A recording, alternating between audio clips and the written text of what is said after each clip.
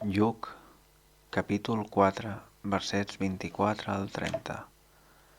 Jesús digué als qui es trobaven a la sinagoga de Natzaret: En veritat us dic que cap profeta no és ben rebut al seu poble.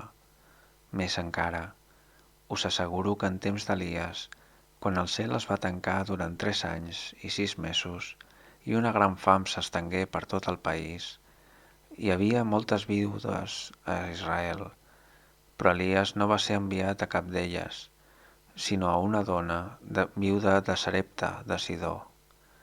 En temps del profeta Eliseu hi havia molts leprosos a Israel, però cap d'ells no fou purificat, sinó Naaman de Síria.